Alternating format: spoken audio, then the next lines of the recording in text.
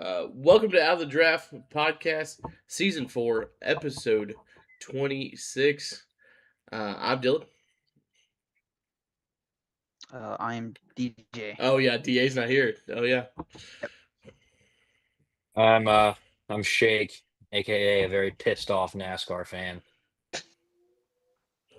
I am Cody, aka Seabell finished second once again.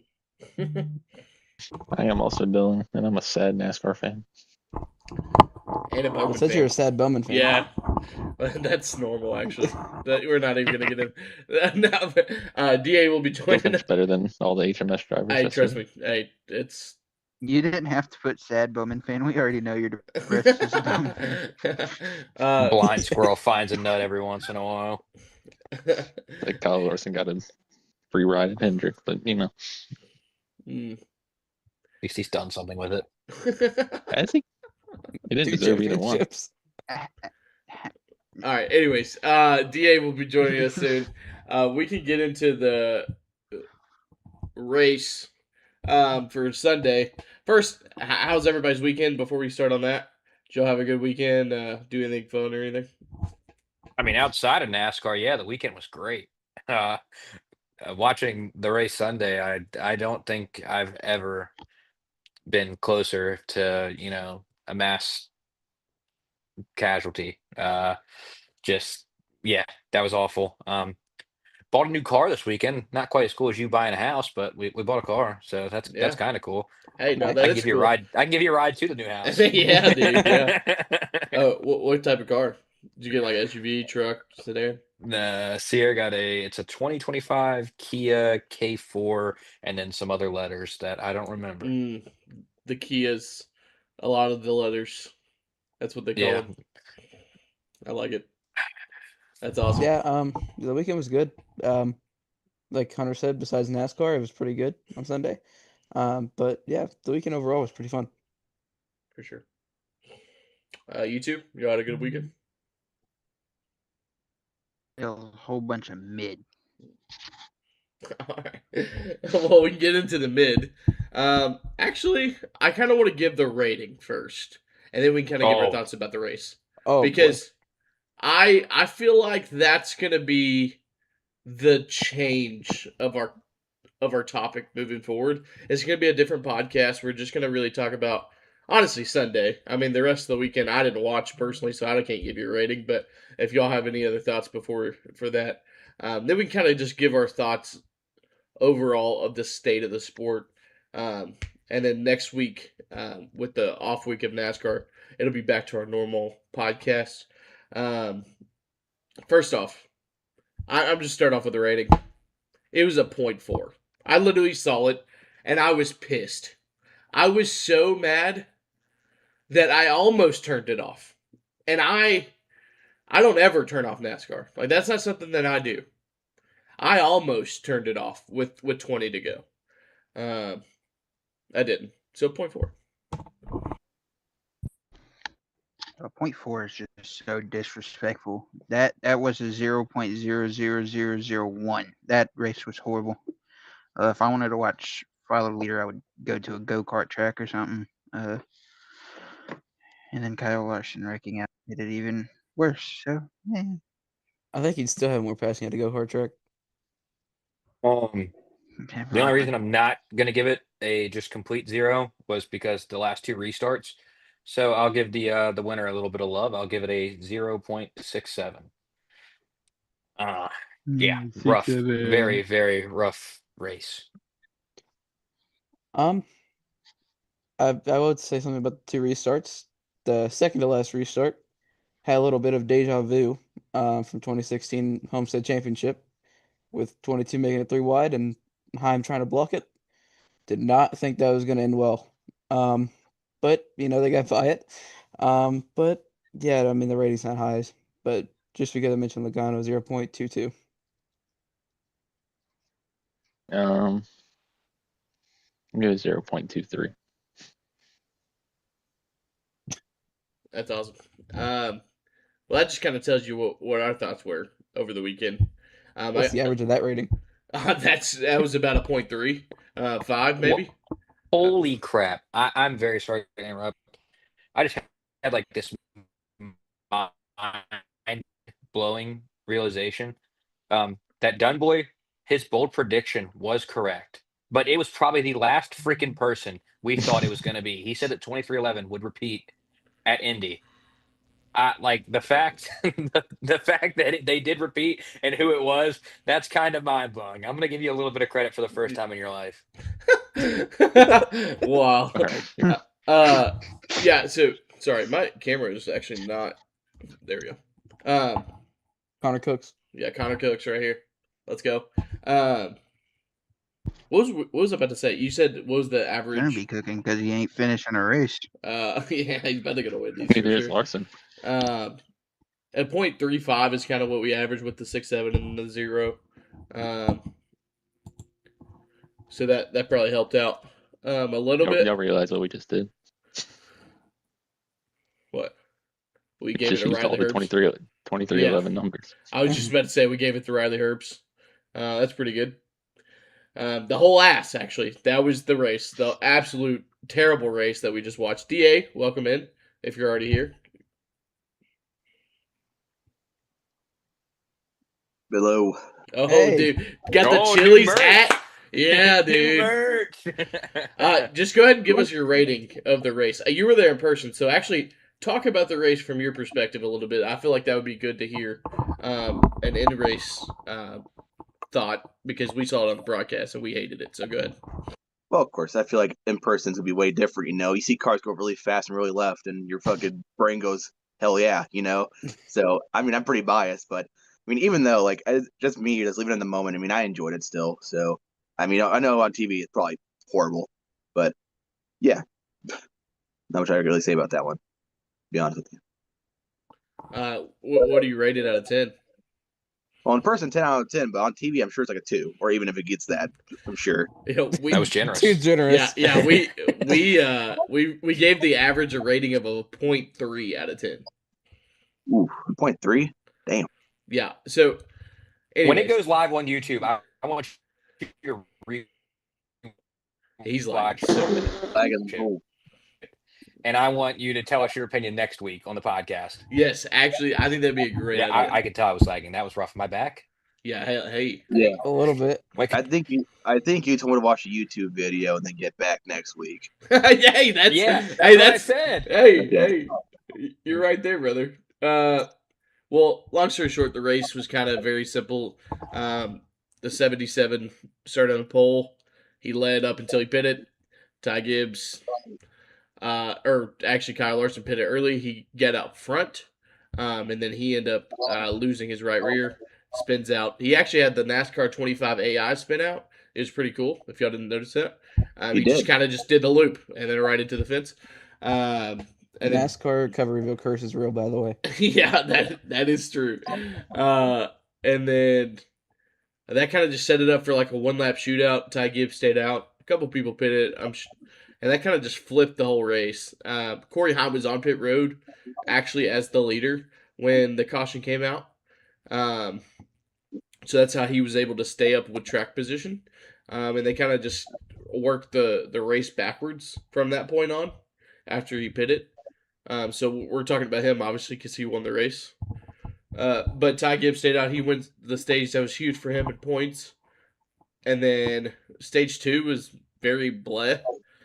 You had Chase kind of clear himself off of 2. Ricky kind of went down a little bit. I'm going to say Chase cleared himself just based off of there wasn't a really good angle. And he just kind of ran his day. And then stage 2, who won that? I don't remember. Chastain. It was There was a Chastain caution. who stayed out with the Oh, caution. yeah, the caution came out with Daniel Dye. We do not talk about Daniel Day. Move on. Yeah, Yeah, I said he would suck. Yeah, I mean, you're right. He wasn't going to do any better than what he did. And then that just kind of Chastain stayed out. It was just kind of one of those same scenarios. And then stage 3 was kind of long green flag run. Who can make it to lap 40? Who can, just kind of seeing out who's going to pit first, right? Like that was the deal. Who was going to have less fuel? And then there was a caution. Right as outside the window, maybe 2 laps outside the window. Everybody was like, well, we're going to have to save 2 laps. Well, we saw the last couple of years. If you save fuel, you just have to ride half throttle because you can't pass anybody. And then there's another caution right after that caution with Ryan Blaney, which is big for the in-season tournament. Um, John Hunter Nemechek was trying to stick his nose 3 wide. I mean, he did have room in the moment, but it's Indy. You can't go 3 wide in the corner. Like, what are you thinking? Um, and so he just spun out the 12 and caused a huge accident, which gave the 12 damage. He was able to recover a little bit, but Todd Gillen still won the in-season challenge. And then after that caution, it was green flag, pretty much. Corey Heim got the lead over Denny because the inside row didn't get the push. The Joe Gibbs racing cars didn't work really well together on that restart. I know, Cody, you mentioned the 22 kind of pulling a 2016 Homestead moment there, but I thought the Very 22 was going to die, actually. Like, the moment that he was heading for the wall, I'm surprised he broke. I thought he was just going to full send it no matter what happened. I wish. I'm not gonna lie. Like watching it and like not in person, is what I was gonna say, but like in real time, dude, I was so scared. I thought it was over. So real. Yeah, I think last year he doesn't break. I think last year he full sends it, but I think with the situation that he's Yeah. in points wise, he Yeah. can't afford to have that's a a race really like good that. point. Yeah, that's an awesome point because I didn't even think of it like that. I was just thinking of Logano and just who he is. So I Well- do want to point out the thing with JGR. He said they didn't work well together. So obviously I watched Hammond's podcast. So he was just talking about like how so it was them three lined up, Briscoe, Bell, and Hamlin. Briscoe was already pushing Bell way before the restart zone. And so Bell was just trying to get off of Hamlin, but he just couldn't. So by the time Hamlin got to the restart zone, he was both hands on the wheel and just absolutely trying to not wreck it, getting into the gas. So it was just Briscoe just pushing too early, and he was like, Ham was just saying like, restart zone at Indy is so much further down from turn 4 than every other track that there is that to go to on the schedule. So I feel like it's kind of a valid reason, but it's kind of like where it is, but like off of natural instinct, you're gonna think it's closer than what it is. But that's definitely why they were struggling and why they couldn't get a good restart either. Awesome, thanks. And then Corey Heim takes the lead from the restart, and you weren't passing him. Like the 20 had, I think, a better car. I even thought the 22 was the best out of the three. The last like 10 laps, especially, but even leading up to that, he was catching a tenth per lap and then maybe two. But I thought if you could get closer than 0.25 of a second, I thought the 22 was going to actually win back to back. But you That was couldn't. close. Like, you literally couldn't. Like, as soon as you were stuck at 0.2, you could not get closer. There was no shot. Dirty Air was so bad. And everybody's just running the same speed. Like, it doesn't matter how fast you were. I mean, Hamlin even said on his podcast in the clip, he was like, I could have been a second faster and I couldn't pass. Like, that's how bad it was. I think that's one thing to think about too, because like Hamlin with this car knows what to do when like pushing Yeah. tight air on them and like making them tight and pushing air on their rear. Well, But you can't. Yeah, he even talked about that. He was like, I tried to just do my thing where I put air on the left corner panel, and it just sends him straight. But it was doing the opposite. It was sending me more towards the wall when I do that. So that's very frustrating to hear. But yeah, Corey Heim wins his second career race in 15 starts. Is that what 15. they said? Yeah, 15, 15 yeah. starts. That's pretty awesome. Congratulations to him and that team. Booty Barker called a phenomenal race. I mean, it's all about strategy at the end of it. Like, if you're the leader after whoever was the leader after the last pit stop, that's who's winning the race. And he did that, and he drove a phenomenal job. 2 career wins already is insane. They Hamlin did share the news that he will be taking the 35 number and not the 67 number. I think that sucks. Because I feel like the 35 just doesn't have a good rep. And so I would really hope they would rethink that, especially since he's won twice. I think that would be really cool to see. But Yeah, he did say Heim had a choice but Yeah. they still said they were going with a 35. It's But wild. It's 35 probably, has no aura. but that's probably because actually no. I was about to say something, but then I realized they could just take the points from the last year, anyways. But we had 2 other races. We can talk about those for a second. I guess we'll start with the O'Reilly race. Carson Kvapil gets his first career win. It's very controversial after he did a burnout on the bricks. I know that a lot of people had some thoughts. Do you have a question about that actually later on? No, I wasn't gonna go Okay, down that road. okay. I do actually want to go down just for a little bit before we get into our rating. Do you think? Okay, I understand the reasoning why we don't do a burnout of the bricks. But like for that situation where he already had his headset disconnected, he didn't get told right away. Do you think it was fair of him to do that, or do you think that he should have been more? Uh, he should have more social awareness, is what I'm gonna say. DJ, you can or Da, you can start. Sorry, I forgot you're back here. Yeah, you're good. So talk about him doing burnout on the bricks. I mean, like I understand why, like you're not supposed to do it, and like all the other things around it, how it's considered disrespectful. But come on, man, kid gets his first win, at a really prestigious place. Well, so some people prestigious place, right? But come on, man, he has a lot of pressure on him. Who his boss is, who his dad is. Like, come on, man, let him enjoy the moment. It's a big deal for him. DJ. I mean, I understand why they don't want anybody to, but I feel like if you didn't want anybody to, like, it should have been reinstated over and over in the drivers' meeting. I feel like why wait until they win and now they're full in emotion and be like, oh yeah, by the way, don't do a burnout here. I feel like you should have said it beforehand. I mean, I guess it's a well-known thing, you're not supposed to, but I think everybody here, if you were in NASCAR and you got your first career win, you're not remembering, oh yeah, I'm not supposed to do a burnout over finish line.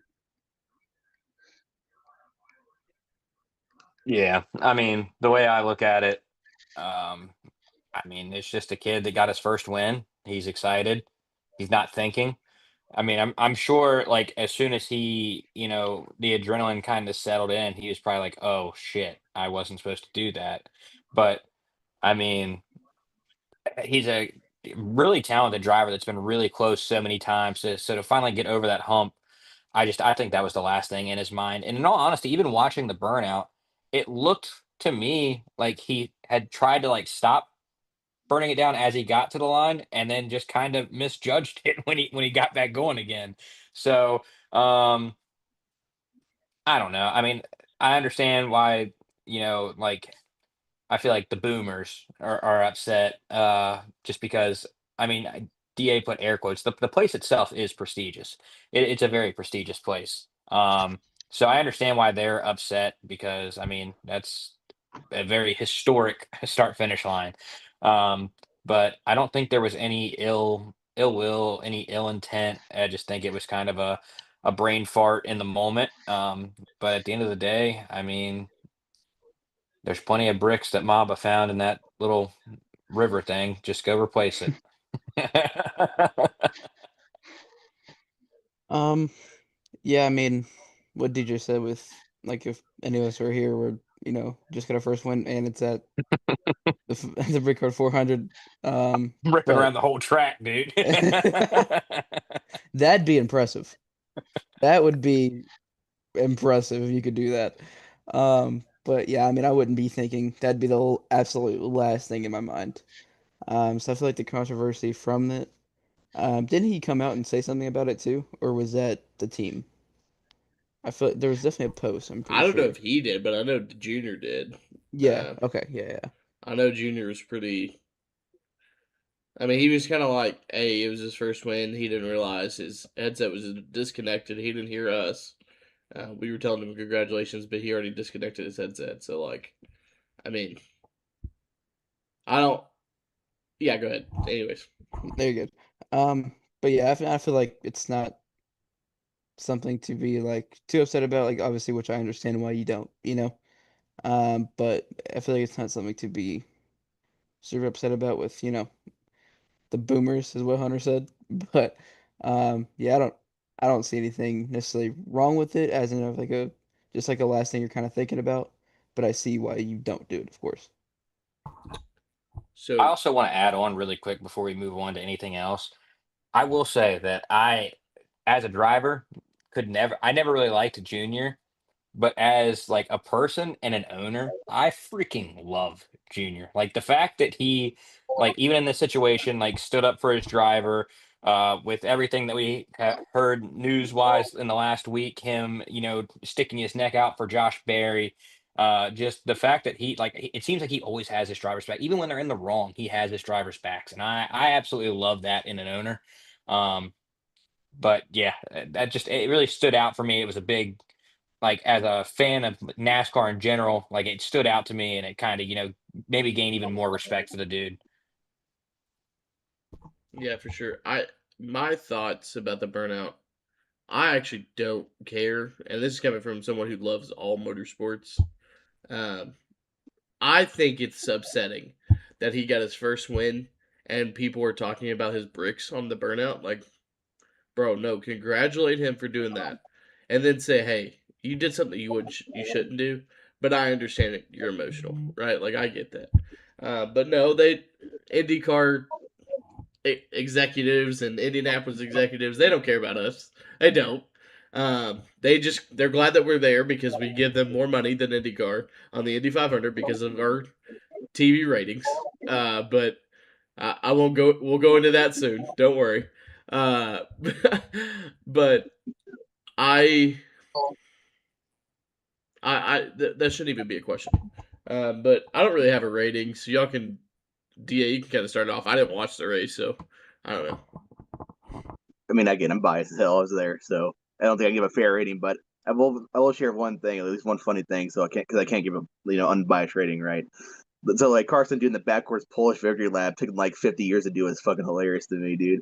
I was like, oh, how long is he gonna be? So we waited for him to come back around. It was awesome, dude. It was Who are hilarious. you? But Who are you waving to on the backstretch, dude? Like, yeah, like we haven't had the flags over there, the golf course maybe inside. I don't know, but it was funny and it was a good moment for Carson there. It's a lot of fun. I did not really watch it honestly. I think I fell asleep during it or something like that. Uh, But you had a good I night like time on turned on the Sunday. yeah.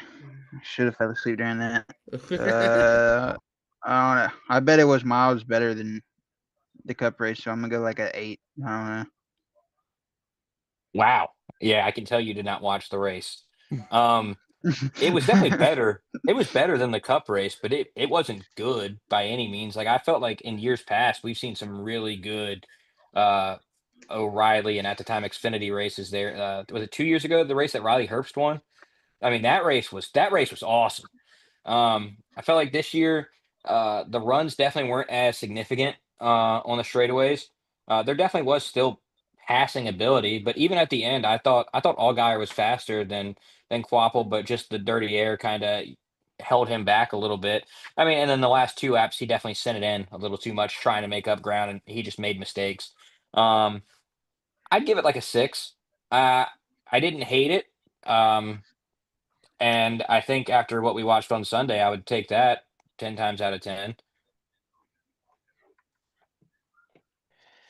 Yeah, I thought the race is definitely a lot better than the Cup race for sure. Which honestly it doesn't take much to do that. I'd rather go watch a go-kart race on TV, but um than the Cup race. But yeah, overall the race was actually like, I mean it was decent. It wasn't the best thing we've ever seen. Like what Hunter mentioned, the Herbst win that he had that they ran, that race was incredible. But I mean I feel like it's definitely not an 8, but I would say like a 6.3. Nice. Thank you.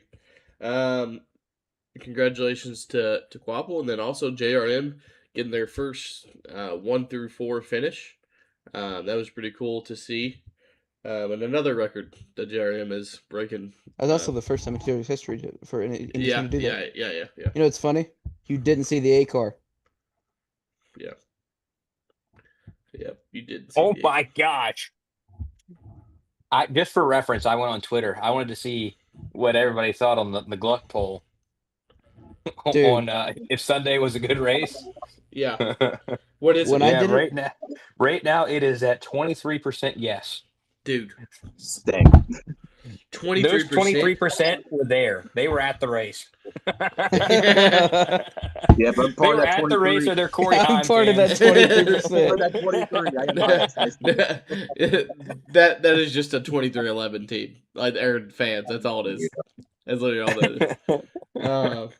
That's awesome. The truck race, it was dominated by Lane Riggs.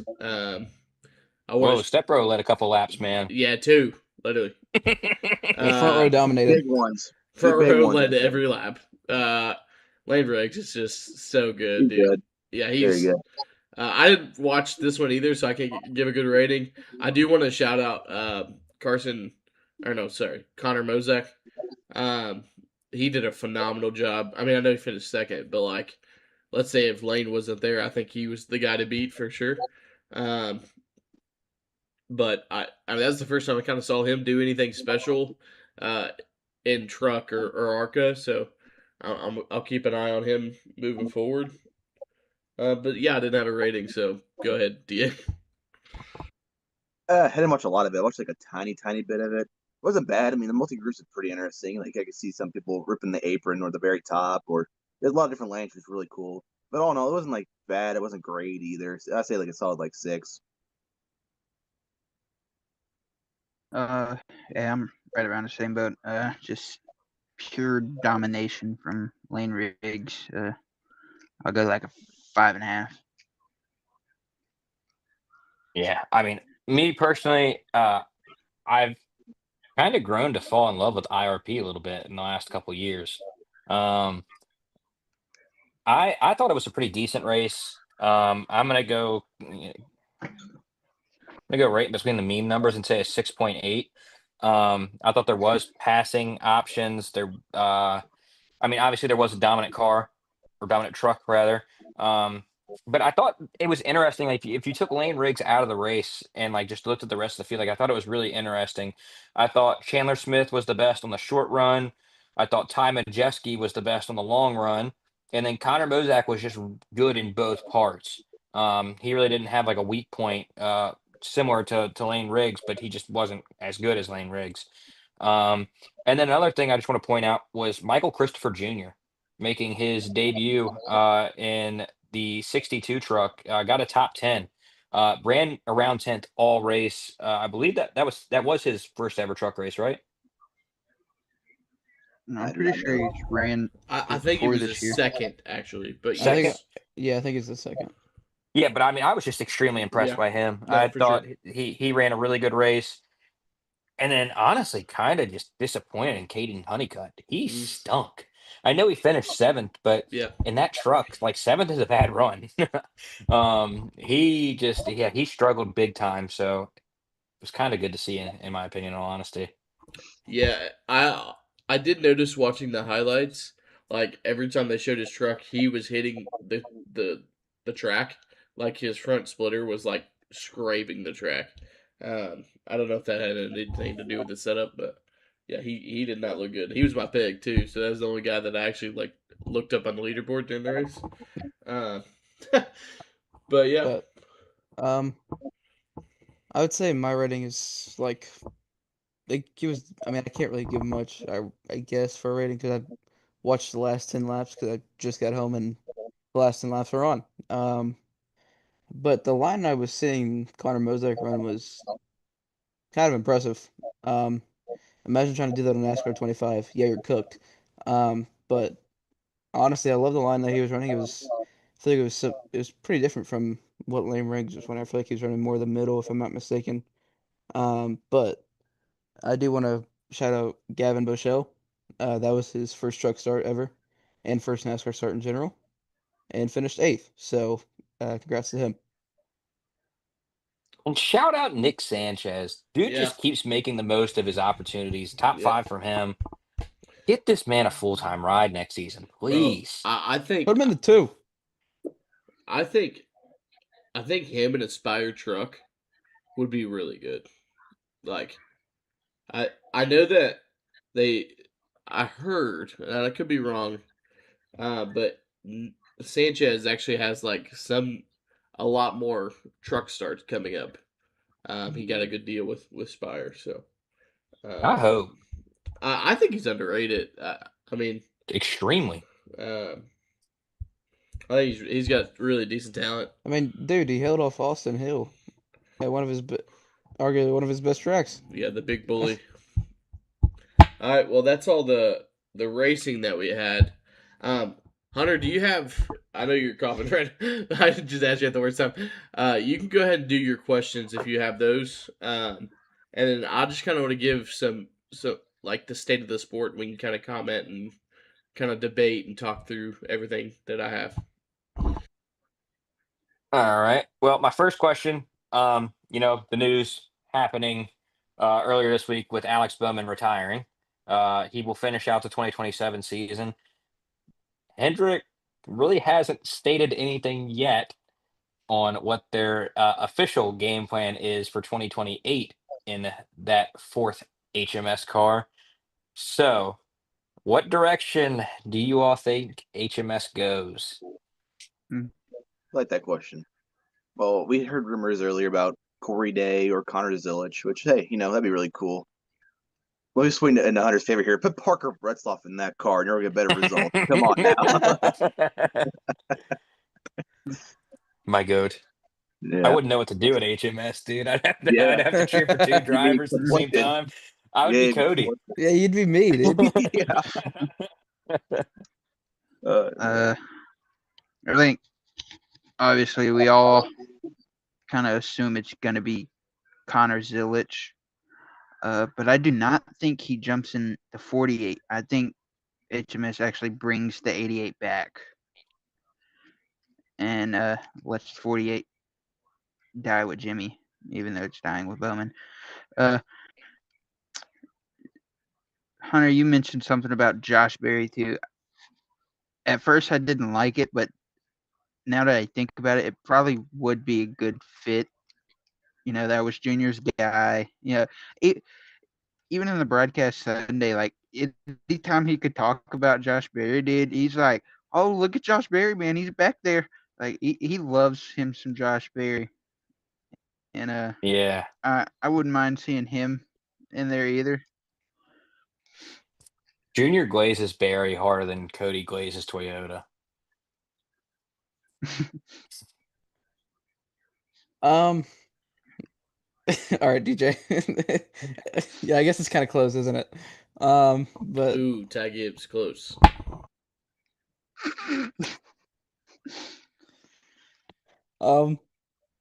yeah, I mean, I feel like it's obviously between Corey Day and Connor Zilic.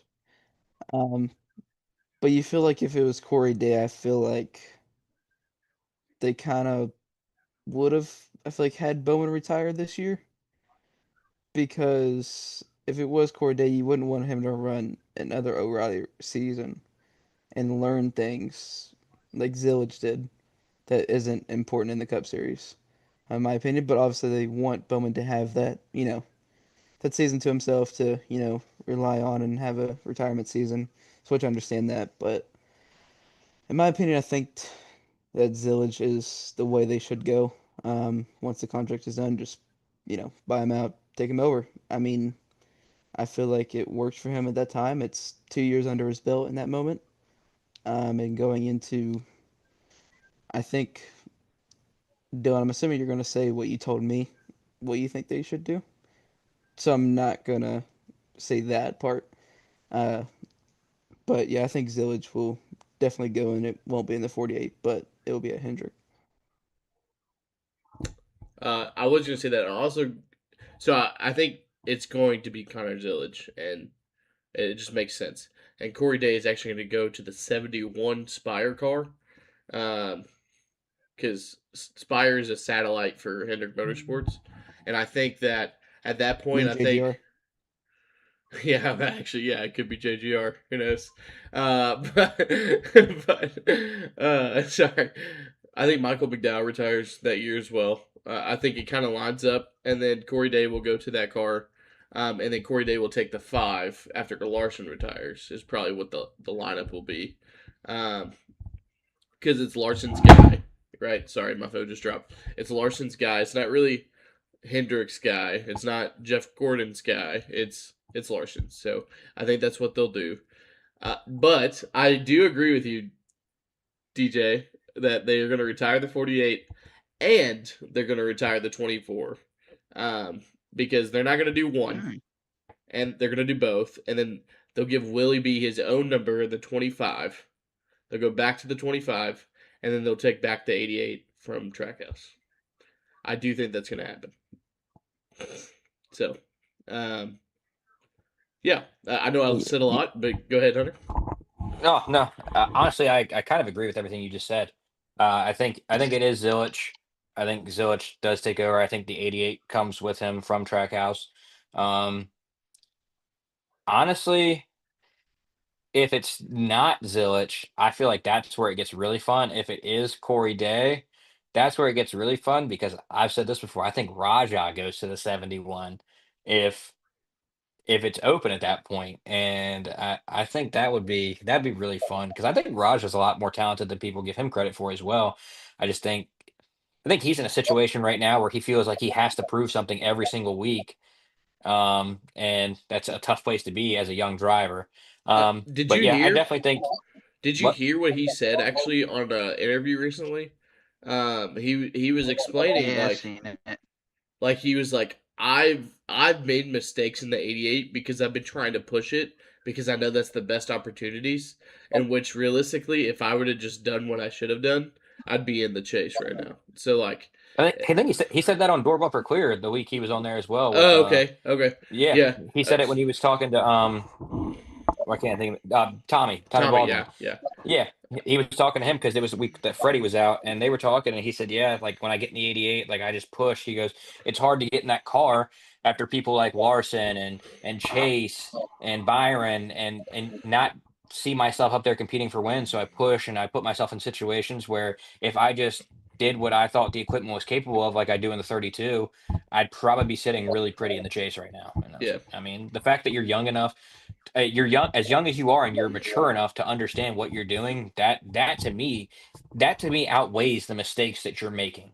Um, I think that's a really good thing, and honestly, I genuinely do hope that he does get an opportunity in Cup because I think he is extremely talented.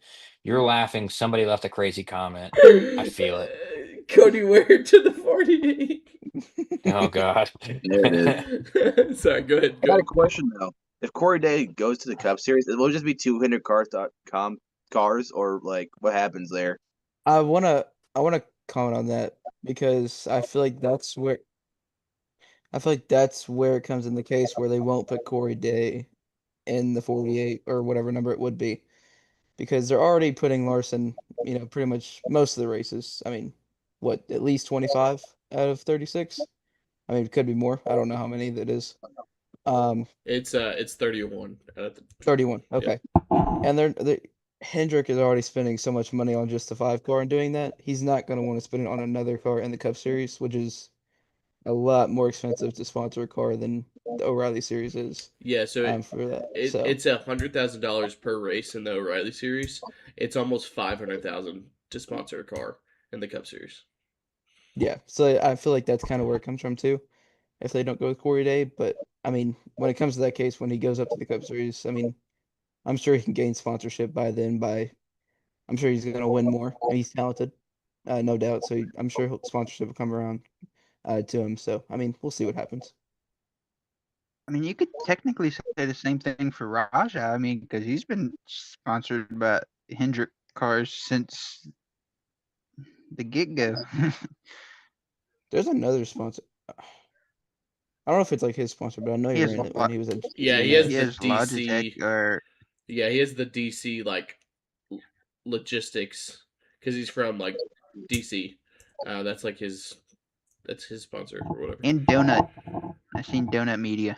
Oh yeah, no media. Yeah, you're right. Yeah. And NASCAR 25 right. did. This one might ruffle some feathers here. Oh boy. So I got a bold take, and I want you all to tell me whether you think I'm right or wrong. My bold take: I don't think Jimmy Johnson deserves to drive the 48 and the 500 next You're season. wrong. Start us I'm sorry, then. DA, but you're Yeah, wrong. skip it. You're wrong. Why am I wrong? I don't.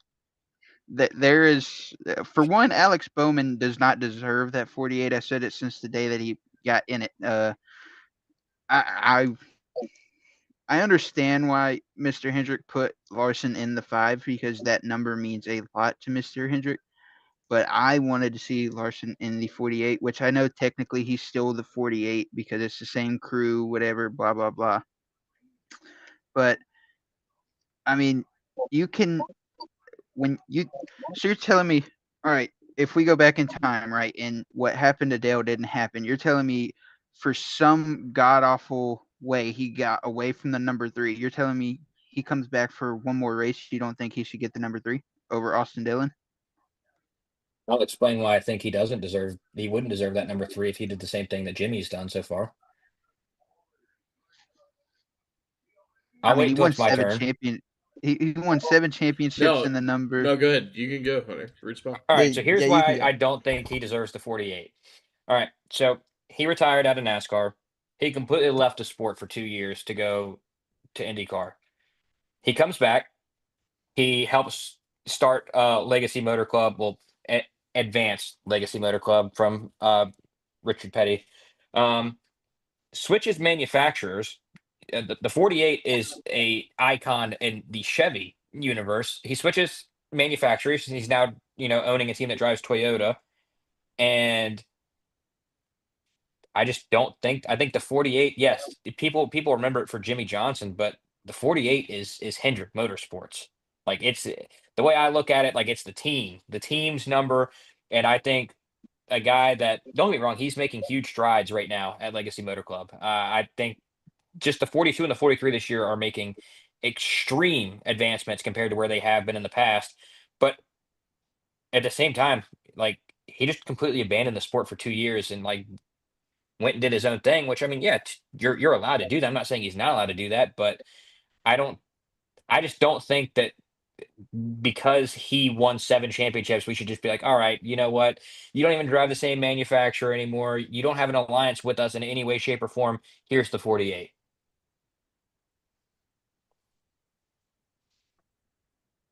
All right, DA, you can go. Oh, I was trying to see what DJ's rebuttal would be. Not a rebuttal. He's just wrong. Why? It's a debate. Tell them why you're wrong. The debate. Okay. Look, man. The name Jimmy Johnson carries. I'm talking about stories. Like he could have left and said that NASCAR was the worst thing ever. I don't care. That 48 is Jimmy Johnson. I get it. It's Hendrick. I get that. But that is Jimmy Johnson. If that's Anytime the you see a case, 48, they that's should Jimmy have retired Johnson. the 48 when he retired then. And it's the same thing with the They should have. 24. It's the same They thing with should the have done it 24 for the though. Like, 24. okay, but they didn't do it for the 24 is what I'm saying. So, like the fact that like I said, he has switched manufacturers. Like he has nothing to do with Hendrick Motorsports, nothing to do with Chevy anymore. Like what I just and everybody I like to hate on Alex Bowman just because of Dunn Boy. All right. But Alex Bowman's not a bad driver by any means. Like he has accomplishments in that 48 by himself. They're giving him a proper send off because, in my opinion, even though Dunboy is the most annoying person I've ever met in my life, Alex Bowman deserves a proper send off for everything he's done for Hendrick Motorsports. He, like I said a couple weeks ago, he is consistently the best teammate at Hendrick Motorsports. He just like he is the 48 now. Like it is what it is. Like it sucks to think that there's not enough numbers for us to just retire them in NASCAR like they do in other sports. But you only have a certain amount of numbers to choose from. Like it's not like in basketball where number the number 24 is retired for the Lakers, you can wear the number 24 for the Boston Celtics or something like that. Like everybody plays with the same numbers. It's the same sheet. There's not enough numbers for us to retire them. But if they wanted to retire the 48, they should have done it when Jimmy retired. But now that they've given Alex Bowman the 48 and he's made his own, I mean, obviously it's nowhere near the legacy that Jimmy Johnson has. I'm not trying to compare the two in any way, shape, or form, but he's made his own legacy in the 48 and it's his final season. I think he deserves to go out in the 48. I also don't think that Alex Bowman agreed to it. He said Of course yes he because agreed that's to what it it came down to. because, of course, he But agreed. It's Alex Bowman. I He's one of also the nicest think people in the garage. okay, but I also think right. I think Alex Bowman wanted to drive a different number at the 500 anyways for his proper send off. Like he could go and I mean he couldn't get the 7, but I mean there's a whole He can't bunch of get the numbers he 88. could run. The 55 is a good one for him too. 25. Come on. That's probably the one coming back. It's But I would say it's probably the 55 or the 25 that he 25 runs. would be cool. Wasn't Chase the last one to rock 25? I believe. Could be wrong. Yes. Yeah. No, but that'd be crazy. I actually kind of agree with Hunter though. That's insane. I kind of Yeah, get it. DA I mean, go, and I'll go mine. seeing that number 40 on a Toyota for Legacy is gonna be like puke. I think it's gonna be actually sick because like when you see that number, I know it's Jimmy Johnson and all, but you know that you see that number on a Chevy. Like, come on a Toyota, yeah, that's gonna be crazy to see. Um, so I definitely get Hunter's argument with it for sure. Um, it's he retired, right, and they didn't retire the 48 with him. So I understand, where Hunter's coming from with that. I think, I mean, let's all be honest. He announced that he was going to run the 13 for the 500. That would have looked weird. That wouldn't have been right. No matter what you say, it just doesn't. I mean, obviously there's meaning behind it with his career. It was his 13th start when he won his first Cup race. Obviously, it makes sense, right? But it just wouldn't have been right for him to run the 13, other than the 84, which 84 would have been okay. But obviously they're making that the full-time number. Um, I feel like, and it comes like into his legacy, he made the 48, special and everything. And then, Bowman took over the number, and he obviously had his own legacy with the 48. He's accomplished things like you said. I feel like it's like not necessarily like truly disrespectful to Bowman because obviously Bowman agreed to it. I mean, obviously, you come with someone with that, and then if it's Bowman, Bowman is like you said one of the nicest people in the garage. And he's obviously going to agree to it because I mean, Jimmy was one of those guys I'm sure he looked up to as well. So he's going to be respectful to Jimmy. I think what DA said, seeing that exact font on the Toyota is going to be very weird. Um, but I think I wouldn't say it's necessarily deserving of him running the 48, but it feels right for him to run the 48 at the 500. No, Jimmy should have done the like EA NASCAR tactic. Use number 148 because he can't use the actual number. Yeah, I think he should run the 48. I don't know if I care enough to disagree or agree. As a Jimmy Johnson, like he was my hero, So I I think I'm okay with it as long as Hendrick's okay with it. Whatever. I don't really care about the manufacturer thing, um, because I mean we see throwbacks all the time, at Darlington, and it doesn't really matter. That But is a good point. I would just say I think that if Dale Senior, Richard Petty drove in another car, I think they would give them the number the same way, um, and they would give their respects. But um, that's just my opinion. I'm indifferent. Crazy part. What if Jimmy doesn't even make the 500 next year? No, he's then gonna I'm be. gonna be extra Don't pissed. you wish that bad juju on me, Ricky No, Bobby. he's definitely gonna be taking that provisional. Sorry. Who knows with NASCAR, dude? What was it? Who'd they give it to? Was it 2 years ago they gave it to Helio? Helio. Yeah, so I mean, who knows with them? Yeah, I swear. But go ahead. All right. My third question. I just want us to all, rewind our brain 7 days ago when I asked, do we think that stock cars belong on the Indy Oval? And I want to know, do you still feel the same way after watching the race? Well, look, I'm very biased. Born and raised in Indiana. That track means a lot to me and my family, and like all the moments we've had there. I know the racing product ain't the best right now, and I don't think you should blame the track. You should blame the cars the NASCAR is putting out. But I feel like that they it's really like such like a, at least to me. I mean, I'm biased, prestigious, and it's an important track in NASCAR's history. Kissing the bricks. Has been a namesake since '96. So I mean, as it's real traditions, connections there, a lot of heritage. But again, like it also makes a lot of money too. Like I know, like in the stands, it doesn't look good as it did, But again, he still makes probably a lot of money, most like than going to any other racetrack. I feel like, But and I feel like if NASCAR just worked on the car and made the racing better, there would be more people who would come, like show up. Like if you build it, they will come.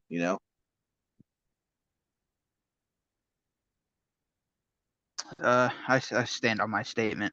I said with the product that has been served for the last couple of years, no, they do not.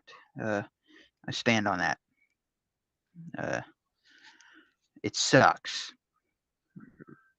Just like I Kyle would Larson. rather watch. Shut your mouth. I'd rather watch Kentucky Derby, honestly. Is that that's disrespect to That's the Kentucky wild. Derby? Yeah, I hate the Kentucky Derby. I don't want to What? watch a horse race.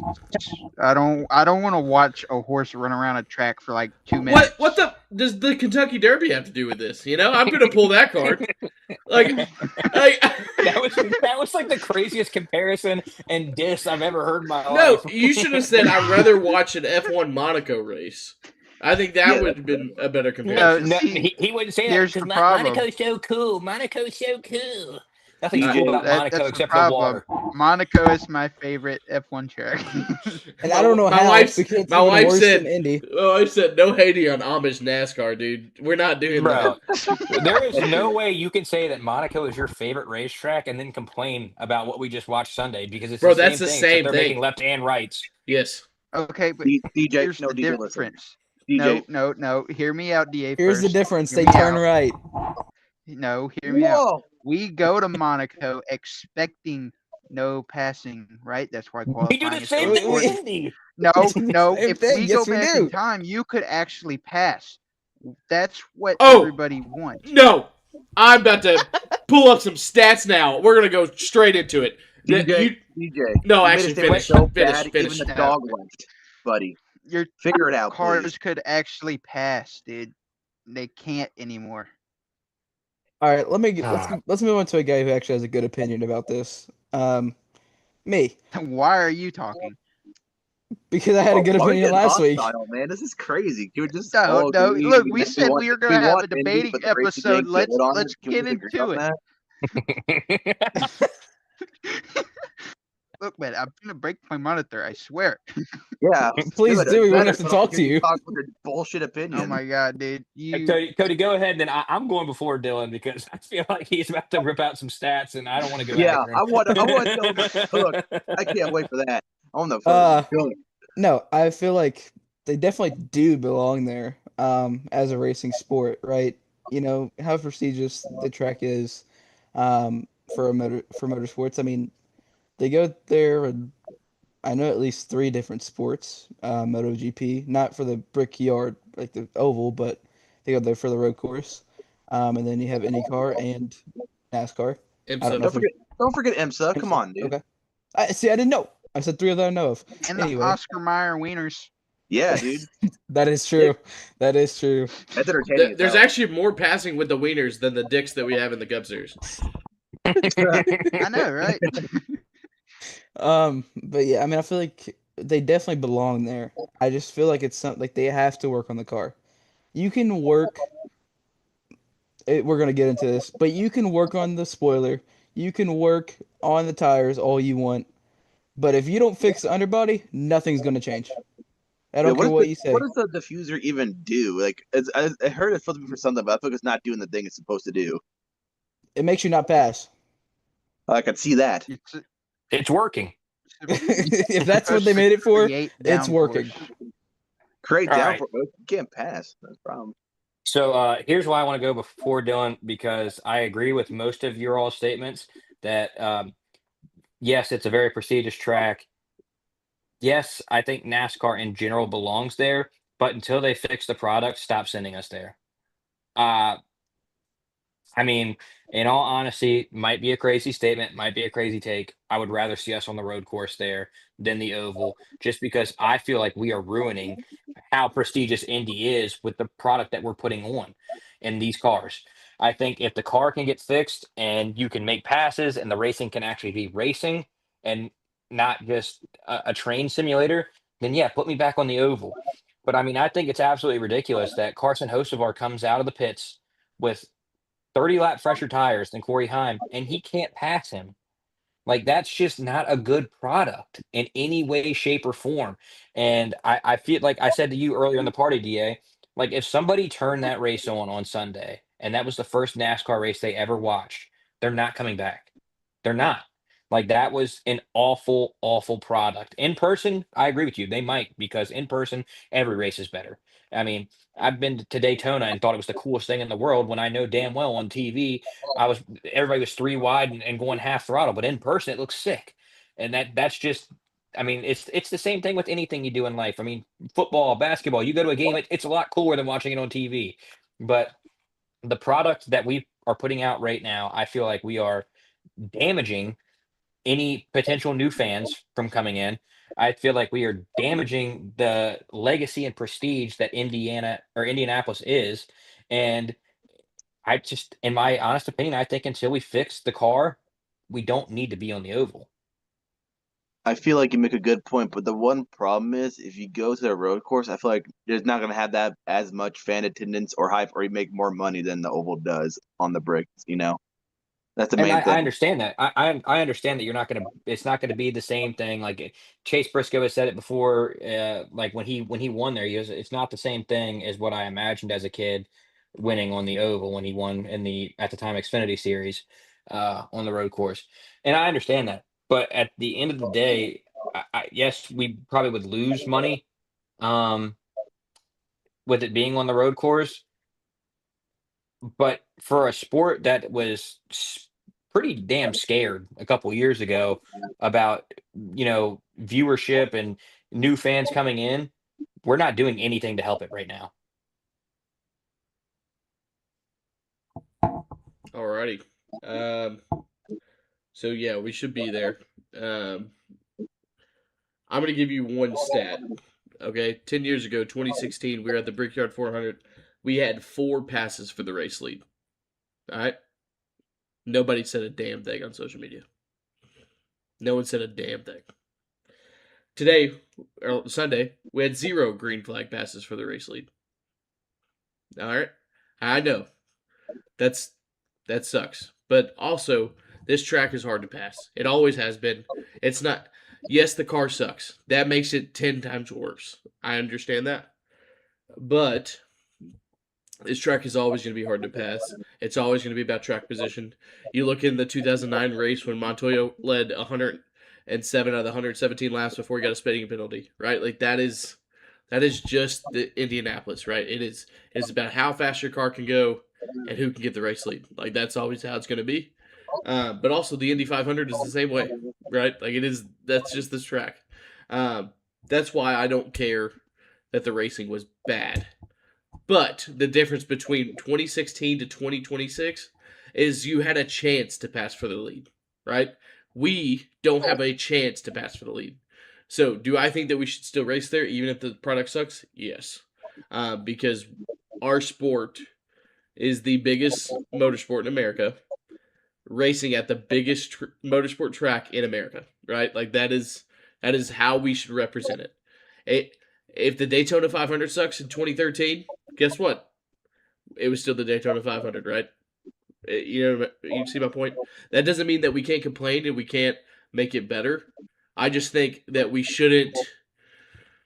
It's been 3 years, and I understand like this. It hasn't changed. I get that mindset about it, and also you're the first person that made a valid point to why we shouldn't be there. In a sense of if the whole point is to grow new fans. Well, we didn't. Well, I agree. That's the only point that I'm like, you know what? I can deal with if we don't come back. If that's the reason, right?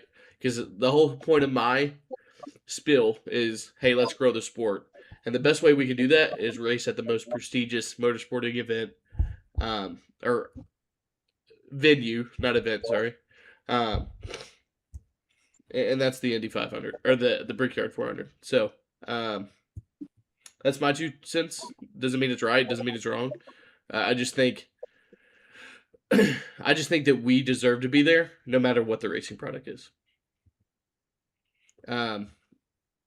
Is that all your questions? Yeah, unless you all want me to ask one more, because I do have one I'm kind of intrigued to hear y'all's opinion on. Yeah. I mean, go ahead. I don't know if you all heard Kyle Petty earlier Oh, this Lord. week. What Kyle Petty do with this? What are your thoughts on him saying that there's not just that Indy is not a crown jewel, but he said there's only 3 crown jewels. So what are your thoughts on that? What were his 3? I know Darlington, Daytona. Darlington, Daytona, and Coke 600. Coke 600. Okay. All right. Good. All right. Good. Listen, I think if you're listening to Cal Petty's advice, I think you're already a horrible person. I mean, you're obviously don't find good sources. You obviously just don't think for yourself. I mean, he's the only reason he's in NASCAR because that last name. So I mean, I don't know why we give a damn about his opinion. So Let him have it. I just did. Yeah. In other words, he's saying Kyle Petty's retarded. That is All right. Yeah. All right. Demonetized. Blue NASCAR. Is that all you got to say? I mean, I could Probably say should more. be all you should say. You probably shouldn't say any more after that. Yeah.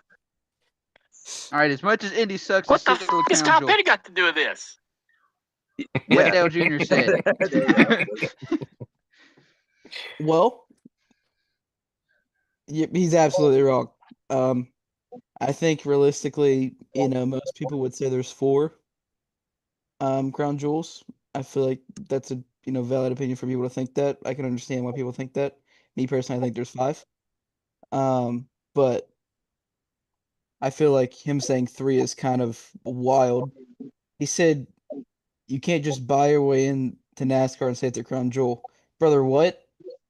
Like, I mean, I can see where he comes from on that part, but like how prestigious the place is, it deserves to be a crown jewel. He said, Daytona has been a thing, since NASCAR was there. Charlotte, and Darlington. Duh. It doesn't matter. I mean, I feel like, it's a prestigious place. It means a lot to win there. And for your career, I mean, it gives you like cool achievements for your career. To win at the Brickyard and kiss the bricks, and it's the same for the 500. Obviously, I feel like not necessarily prestigious has went down for the 500, but it's been more based off of, kind of luck now. It's not, if you have the best car, it's not. I mean, you can stay up there, but it's not going to be. It just kind of comes down like when are you going to wreck? Until like you stay green till, I mean, they get really aggressive with 2 to go. I feel like one thing that's went away is like the top line where they just single file a line. I feel like that has went away. So I don't know if I'm right on that, but I feel like I haven't seen that much recently. But You've gotten way Very off well. track here, man. Way off track. I don't know how we started dissecting Daytona. Yeah. Yeah, I don't know how I got there either, but I Just say got it's there. wrong. But yes, he is wrong. Okay. And Mike said something. He said, I don't know if I should say it, but they said they took away the wrong Kyle. But yeah, Dang. Oh, That's what Mike said, not me. Listen, I know I went hard on him, but like he's been through a lot with the tragic loss of his son at New Hampshire. Like, listen, I went in on him. Like, it's not like seriously like beef or hate. It was like, yeah, come down on that one. That's crazy. Yeah, I don't. Yeah, I Uh, don't. Yeah, I mean, can I ask what the 5th crown jewel is? Bristol. Bristol Night Race. Bristol. Okay, that's what I figured. I feel like they ruin that a lot more than Brickyard sometimes. With Whoa, whoa. by the way, That's crazy, Kyle Dave. Petty has the same amount of career cup wins as Alex Bowman. 8. Really? Yeah. Where the hell did he get 8 wins from? I mean, he was pretty decent. No. So I'm telling this in a sense of, like, yes, he sucked, but like he really wasn't that bad. Because I mean, if you have more than 5 wins in the Cup Series, that's pretty. You were decent. Yeah, that's fair. No, it's So, okay. what are your? Alex Bowman Oh. better than Corey Heim confirmed. All right, we're just gonna skip over your opinion after something that stupid. Mhm. Go ahead, Dunboy. Let's go. Let's hear your thoughts. What should it be? Yes, it's a crown jewel, and I agree with Cody. Bristol too. Awesome. Yeah. So it's a crown jewel. I don't know what he's thinking. It has no. It doesn't matter when it was in the series, right? Like the whole point of it is so that we can make it a crown jewel as soon as we got there, right? 1994. It was that the whole point of it was to add another event that meant more than just winning. Okay. Also, I don't think that we should just be saying what is a crown jewel, what isn't. I think if NASCAR was smart enough, they should be doing that themselves. And like we talked about, double points or double stage points or whatever it may be, they should mean more. I know that this was a huge topic about longer races or shorter races or whatever over the week, and we'll get into that next week. But one thing I will say is I think the crown jewel races should be endurance races, okay? And that means more to us. That doesn't mean I know it's 400 miles for the Brickyard. I understand that, but the whole point of it is to be stressful for the engine, stressful for the equipment, and that goes back to why I think we should be at the Brickyard is because it is you're supposed to be the baddest, the fastest, and have the best strategy, right? Like that's the whole point of it. But yeah, so yes, it should be. Yeah, I've just kind of accepted that Kyle Petty is NASCAR's Stephen A. Smith. I feel like a lot of times he just says things to get clicks, which at the end of the day, that's how he makes his money now. So, do what you got to do. But you were dead wrong about this. I also agree that there are 5. The Bristol Night Race is a crown jewel, and it should be considered that. The fact that he didn't have that on there was kind of disturbing to me. So yeah, I kind of just take what he says when he. There's only one time where I really take anything he says like seriously, and it's on the what podcast is he on? It's like right after the race. He's on there with Yeah, the one uh chick. Yeah, I don't know. the I It's can't think of the inside name the of it right race or now. whatever. Yeah, inside the race. I do like him on there. I think he has very good insights and viewpoints on there. But when it comes to just him Yapping. speaking Yeah. outside of that, I think he's clickbaiting. Yeah. And he did a good job. He did. We're talking about it right now. So yeah, I think Stephen A. Smith Jr. did a really good job on that one, but he's wrong. Good job, race baiting, Kyle. Great job. Dylan, Okay, I'm gonna Shake, do you comment. think North Wilkesboro could become a crown jewel? Nope.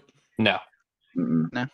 And No. Kyle Petty's so to your point, I was just about to add that, like right before, like if we're gonna move on, if so, but in the way he thinks that Martinsville should be a crown jewel and North Great. Wilkesboro because he said if we started racing there from the beginning, right, and those are the 5 tracks that were like the original 5 tracks, and so like, what the hell is he talking about, dude? Like So, what is it? Like what? Dylan, The I wanna. Daytona.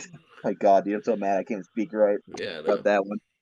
Oh, When you said like about like the endurance races, right? Yeah. So you look at that. So obviously you're talking about like just make all the crown jewels. Are you saying like timed races? Is what you're No, saying? no. No, I'm saying Heck no. no. I think NASCAR should stay away from that. But I think that endurance races. I'm saying that they should be the longest races of Okay. the year. If that means miles, time, perspective, sure, whatever. But I think that they need to be more. I mean, that's why it's the Southern 500, the Coke 600, the Daytona 500. I know the Brickyard is only 400 miles, but I would not want to see another 100 miles out of that, what we just watched. So don't change it Nope. yet. But like if that was the case, as long as it's double the points, I think it should. I think it should be. Hey man, the Bristol Night Race is only 250 miles. I guess we gotta add on to that. Yeah, well, that's where it gets a little weird, but yeah. Well, thanks for all those questions. We're gonna move on really quick to the state of the sport. We can get to kind of debate and talk about that. The first thing I want to bring up is average viewership from this year versus last year up until now. This year, we're averaging about 3.2 million viewers out of all the races so far. Last year, 2025, we averaged 2.5 million. Yay. So we're up in viewership, right? Any thoughts, opinions about that before I move on to the next step that I have? That's really good. We Carson like that. We like Hocevar. that. That is a Very, very seriously. I mean, I think Carson Hocevar or not Cletus. I think Cletus is a Lead big it, impact definitely. on that. Mm. I think Cletus Eh, is a huge impact on that. wow. I Yeah. would say that he's probably at least 200,000 of those. Yeah, I think that NASCAR has gained a lot recently, and I think that has to do with Carson Hocevar as well. I do agree. I think he's helped a lot of the Hell Yeah, and also the Hell Yeah campaign, right? Like I feel like NASCAR has done a really good job with the social media. I personally like the I like everything right now outside of the sport and the racing product. Now let's talk about racing product. Um, Great. we average. So I went a decade ago. So I did 2016. Okay, so that's last year I did viewership, and then when I talk about the next thing, I'll tell you what year I did. So we average about 3,300 green flag passes a race. Okay, so far this year. 2016 we averaged from 6 to 7,000 per race. Oh my gosh. That was in one of the worst years of the Gen 6 era, by the way. That was a great year. No, I'm just Shut talking up. about racing product itself. Yeah, We- shut up. It was a horrible year. for We're that. half of that now, right? People were bitching then. We should really be bitching now. Okay. Any thoughts about that? Yeah. Just remember you hated those cars. You miss them now, don't you? Oh yeah. I think in hindsight, like looking back on NASCAR's decision to go to a car like this, the first year was really fun. It was. I mean, even though the racing product itself wasn't great, when everybody was kind of even and everybody was just trying to figure out like what they needed to do with these cars, the product itself was great. Now that teams are figuring out this car and the fact that you can't pass at most tracks, it's just it's terrible for the sport. I mean, I don't know what NASCAR's game plan is for the next gen or next era of car, but like they need to get on it and they need to get on it quick because if the product is like this for like another 3 years, I mean that number's gonna go down. There's no way people are gonna tune in 36 times a year to watch cars struggle to pass for 3 hours.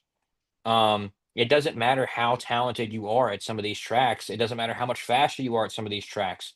You can't pass. And unless NASCAR is going to make a significant change to the underbody of this car and or give us a new car, I think the numbers are eventually going to start going back down.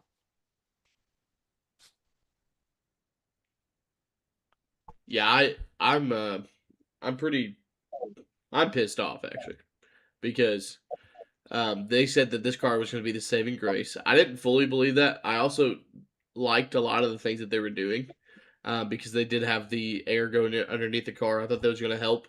But then I realized that the back had no ride height rule.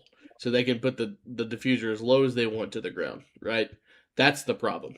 That's a lot of the issue is because what you're doing with the diffuser. Y'all asked this question, and that's why I said I want to get into this later. The diffuser is meant to literally make air. It is so that the next car behind you has air going to the front nose. Okay, that was the whole point of it. Right now, what they done because the car is so sunk to the ground because there's no ride height rule, um, that the air actually gets disturbed and it goes around the car behind them. It doesn't even touch their nose. Right? Do you see the problem there? Right? The whole point of it went the opposite direction. And also it is for downforce. That's why they have the fins on the diffuser, right? It's to help the car so that you don't just spin out randomly, right? Except Kyle Larson, he still figures that out. I'm joking. That was a joke. I'm sorry. I had to do it. But so, anyways, so they don't understand. NASCAR is in a very. They don't have to change much. I said it in our group text, right? All they had to do is raise the cars up 3 inches max. I know that's a lot, by the way, but It's ginormous. Dude, that's huge. A huge difference. But seriously, like that's not a lot. But like all they had to do is say, hey, you can't go this low, right? But that means that the teams are going to be like, okay, well I'm going to go lower in air pressure, right? Like that's like the kind of the aspect about that. Tires are wear more, dude. Well, my next point to that is our tires are so huge. I mean, to my hands is the footprint of the tire. That's stupid. That's dumb. I mean, I know Dale Jr.'s had his opinions about that and everybody else. So why not try to fix that as well? And then my last thing is the damn splitter. Like, I understand you got that huge gap in the center, but like everything else is on the way to the ground. And you know that the teams are trying to find a way to make that splitter lower, like every time in the center. That's the whole point about it. And so if they would just, what they did was NASCAR's got 3 of their engineers and built a race car, right? No, I think they need to have 3 team engineers to go build a race car. I think they would find out the best way possible for that to help with passing. I don't want racing. If you look, I mean, Tony Stewart talked about this in the dictionary. Racing isn't about passing. I completely understand that. Racing is racing against another person to beat them or get to the finish line first, right? That's the actual dictionary definition. But we're rednecks. This is a NASCAR sport. We put fenders on it so that we can rub on each other side by side. We're not doing that. Okay, you can't even run side by side without absolutely destroying the next car, right? I mean, We with stay out that, of Michigan. yeah, I know. LOL Chase, but anyways, so that's my point is we were at 2016 where you couldn't run side by side, right? You just get loose and just wreck the next guy. We're half at that in passing on average per race. Like what are we doing? That was my ramble. Y'all can go ahead and have any thoughts after what I said. I want to say like one thing on what you said. Like, I mean, you brought the Tony Stewart thing. Like, racing is not about passing. I just want a faster car to have the ability to pass. Like that. That is all I'm asking for. I think I've said it before on here. I don't think a car dominating a race devalues the race in any way, shape, or form. If somebody came out and they hit on everything and they dominate that race, it is what it is. Like, I mean, we'll go back. I don't remember what year it was, but Kyle Larson, when he led like 490 laps at Bristol, I don't think it would have mattered what kind of car we were using. They hit on the setup. They were much faster than everybody that night. But it's stuff like, I I'm trying to use an example other than Indy because Indy is just historically bad for passing. But we'll go. I mean, Pocono's the same like crap. Let's do the Indy Road Course 2022. That makes sense. That was McDowell, right? Yeah, he literally led everything. Yeah, well, I mean, and I thought Suarez and Chase were both better than him. Yeah. But there was just no ability to pass. And honestly, I know I said Pocono as a reference, but last year Pocono, Chase Briscoe was saving fuel, and Danny couldn't pass him, and like that should not be a thing. And I don't need 50 passes for the lead in a race for me to think it's a good race. I just need the second place car. I mean, Denny has said it so many times on his podcast. Like, just give the second place car an opportunity to like get up close to him, pack some air, and make somebody loose and pass him. Like, I just want second place. I mean, we literally said it in the group chat yesterday, or I said it. I know. I said whoever comes out of the pits first wins this race. Like that should not be the case in any NASCAR race. It just shouldn't be. We should not know with 40 laps to go who won the race. Unless it's a road course with SVG, I feel like it's kind of different. But Well, And we know then that with 90 laps to go at Watkins Glen. They haven't even thrown the green flag yet. then you got Austin Hill at Super Speedways in your Rally Series, then you know already. But Yeah. outside of it, Okay, well, I can move on to the next thing I want to bring up is the revenue to the drivers. Okay, so in 2016, the average salary for the driver is 12 million. Okay, right now we're at 9 million. I understand that you don't have Dale Jr. and Jimmy Johnson in the field. Okay, I understand that. So that brings that up a little bit. So let's bring that down to 11 million. NASCAR had almost over $1 billion deal this year for the TV. Back then, we were 750 million. So we gained 250 million, but yet the drivers can't make more. So, just to give you an example, we have people like Kyle Larson, Chase Elliott, right? Let's just say they're on the high end, so they're probably making 10 million, right, each, maybe a little bit more. Jimmy Johnson was making $17 million in 2016. We're never going to see that again. Why? Our like that doesn't make sense to me because, in my opinion, well, I can actually tell you why. Actually, go ahead. Do y'all have any thoughts before I go? I think it's because NASCAR is like doesn't have the biggest reaches they had in the past, and not like bigger names as they did in the 2000s. I think is the main thing what they're going at, and they're also kind of greedy. You know, they want their money and a cut of it. And that's how it's going to be. I think Just like Cody. I think the biggest part about it is the sponsorship. I think growing up, when you thought M&M's, you thought Kyle Busch. You see these guys running a different scheme pretty much every single week because there's no like primary sponsor. I mean, there's a few people that have their primary sponsors, obviously, but there's just so many different sponsors, and the drivers are going to make less because they're less recognizable. Um, you can't just turn the TV on and be like, oh, there's Chase Elliott. Like if an average fan would have turned the race on at North Wilkesboro, they would have been so confused. Where the hell is Chase? And I think that has a big thing to do with it, but it's just because sponsors aren't as invested in NASCAR as they were in the past. I mean, I think there were multiple years where DuPont sponsored like 34 of the 36 races for Gordon. And I think that's a big reason. And I also just think that, I mean, until we got Hocevar this year, there really wasn't a big name that just reached out and grabbed attention of fans. Chase Elliott, most popular driver. Um, I've learned to kind of accept it is what it is with him. He's not a very outgoing person for the most part.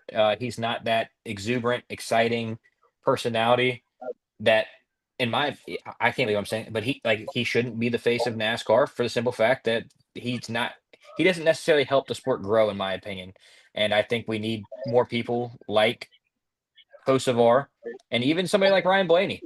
Just I think if NASCAR promoted them a little bit more, I think that would help grow the sport and revenue for everybody as well.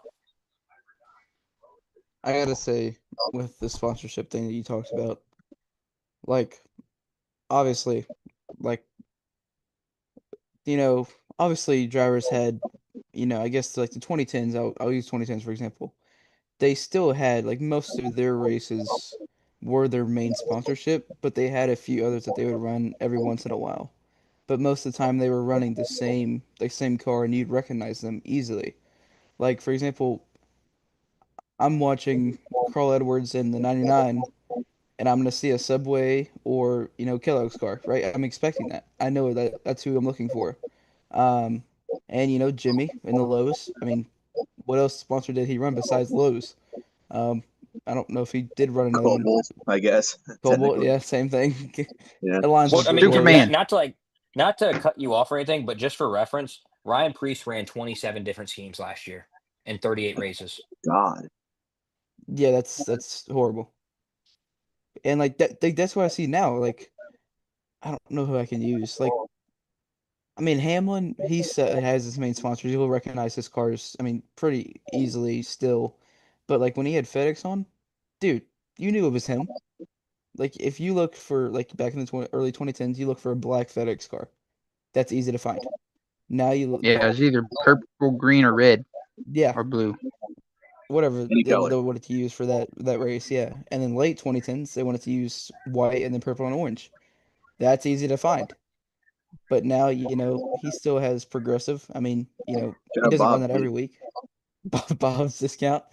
But like when you see what scheme they're running for the week, because you It's so don't good expect every them to week. run the same scheme every week, when they post the schemes on Wednesday on the NASCAR app, you're gonna see what schemes are running for the week, and you'll be able to, know who to look for, and you'll be able to find them kind of easier. But it's still not the easiest thing when cars look the same. I think last year when Progressive first came around, I feel like there was like so many blue cars on the track at one time. Like which one's Hamlin? Which one's this person? Like I don't know. Especially with the Prime when they first came on for Elliott, that was confusing. Obviously it's a Chevy and a Toyota, but they say like the exact same colors. And so I feel like that's just where like you said like sponsorship comes with the main thing. I feel like that's so big. Like obviously you have Logano with Pennzoil. That's not even every race anymore. I would say it's probably 30 at least, I would say. But I feel like Larson having HendrickCars.com, I feel like he's kind of made that scheme his scheme. And like you don't, as much as I want to see a different scheme, I don't want that to change now because that's who I know Larson as realistically now because of growing up in the last 5 years, And that's who I know Larson as now. So I feel like that's just like the big thing that comes in part of it is the sponsorship money that because how expensive it is to sponsor a car now, especially for a whole season. Because Dylan, you said it was 500,000 now. Is that what you said? It's about for like About Hendrick, 500. yeah. Yeah, I mean it's I wild. looked into it. Kylie actually said earlier that instead of buying a house, we should probably just sponsor a car. So Did you get out of the drafts on a Hendrick car? dude, Dude, I yo, I We can watch Kyle Larson spin it out. bro, I tied Yeah, we go can Yeats. put back it into we the can put on bin. Alex Bowman. I wouldn't care. Yeah, I'd be cool with that going. I mean, yeah, Well, Bro, we but we all could raise go some on BJ money. McLeod. I No, would think that's no. the coolest thing ever. I will be We the all biggest raise some BJ McLeod money fan and we that week. sponsor Parker Retzlaff. Dude, Boo. I think we can put it on anyone except for Daniel Dye and Cody Ware. I think those are the main ones. We cannot put that. No, Well, I mean, if we put on Cody Cody Ware Ware, at least we'd needs be to able to be. see it. yeah, Daniel Dye. It wouldn't be going Well, fast enough for us to blur. yeah, that's true. I guess. Okay. All right, we can move on to the next two things that I have. The first thing that I have it's from now to 2019, which is the first year that they went down from 43 to 40 cars. Average starters this year is 37. Average starters in 2019 was 39. That's a huge negative, right? Like that means that nobody wants to invest into the sport. I understand. We also had charters back then too, so I don't want to even use that as an excuse, right? Those are the same. Actually, they make more now, but um, the open cars in today's world aren't coming, right? Like, and I think this is where the charters is needs to grow we need to have more, right? So that we can build up the field a little bit and have more disparity. Um, I think BJ McLeod said it himself. Pretty much every race he runs, he loses money yeah, I as an mean open car. that's Yeah. not good like at all. No, Just so there's no freaking the winner. incentive.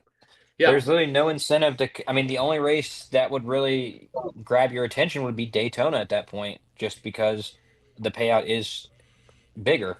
yeah. So I think that's something that definitely needs to change as well. The last thing I have, it is the different types of races. In 2016, out of the 36 races, 8 of them were fuel mileage. In 2026, nobody has ran out of fuel at the end of the race. Okay, for the win. I never noticed that. Really? Oh, for the win. Okay. Yeah, Oh, All okay. right. I was yeah. like, wait a minute. Now. So I want to make that clear.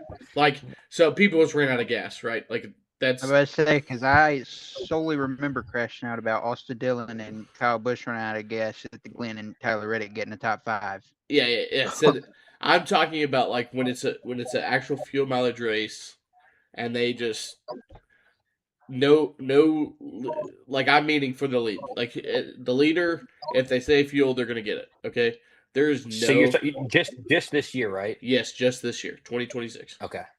Interesting. Did Brad have 8 wins in 2016? When was the last one? Nashville? A couple years I think ago? the last one I can think of would be Michigan last year when Byron ran out of fuel leading. Yeah. Yeah. Yeah, it was after. Yeah. So here's my point in that. It's predictable. Every race, you know what's gonna happen. I know we just said it. You don't want to know with 40 to go who's gonna win the race. This is why, right? Like, they can't even if they go flat out, they don't have to because they can just they can just air block the guy in second, right? It doesn't matter anymore, and that's a problem. And so my whole thought is, my last question. This is gonna be the last question, and we'll end it here. If you were NASCAR, you're Steve O'Donnell. What is the first rule change you make to help grow the sport for the on-track product? Go ahead, DA. Ooh.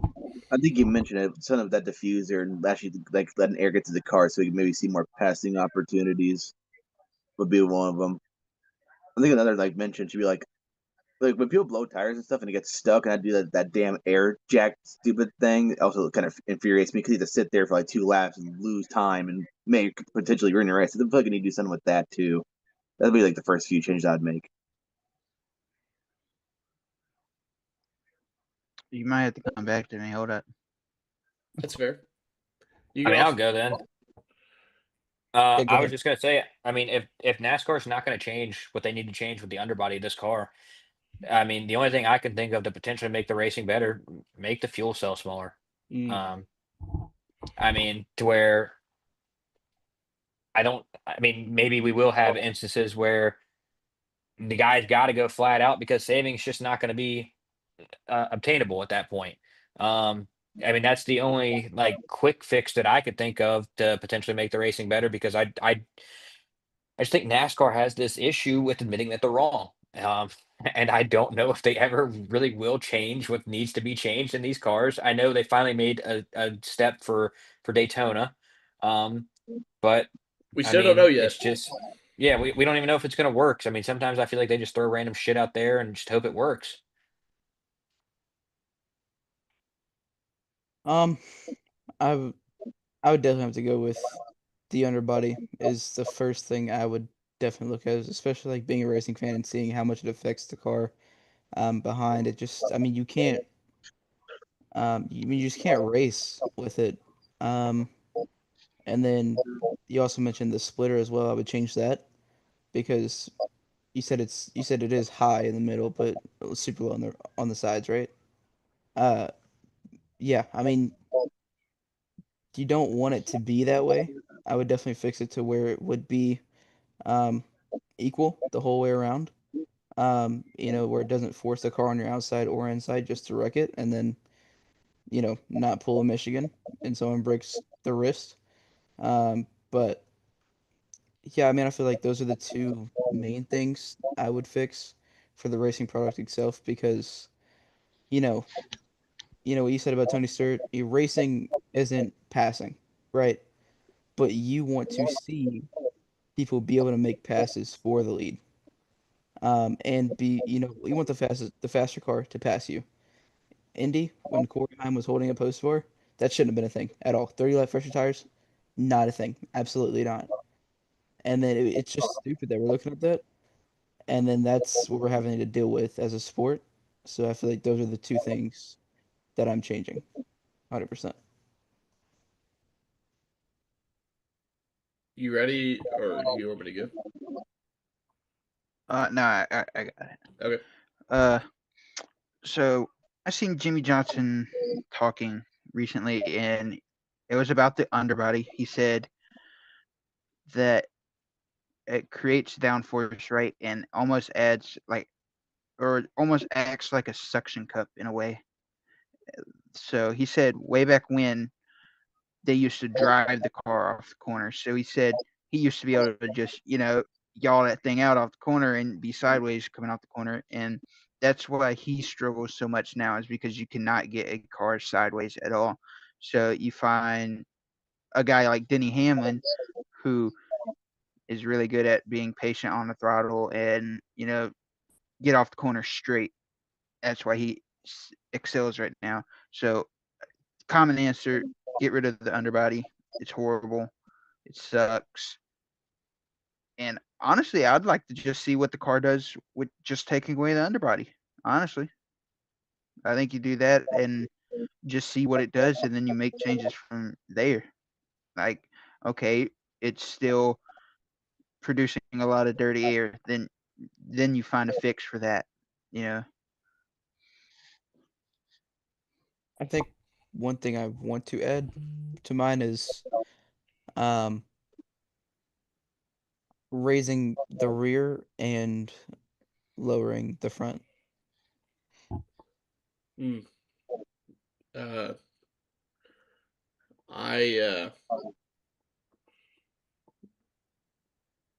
I y'all said the things that I wanted to change, but the first thing I want to look at, I talked about ride head earlier.